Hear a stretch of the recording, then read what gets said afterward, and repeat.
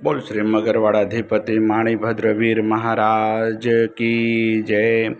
आज जेठ वद 9 ने शुक्रवार તારીખ 20/6/2025 આપ મગરવાડા માણિભદ્ર દાદાના લાઈવ દર્શન કર્યા છો।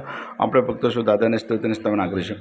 ધારેલું શું કામ સિદ્ધ કરવા સૌદેવ સાચા તમે, ને વિઘ્નો સગલા વિનાશ કરવા સો શક્તિશાળી તમે।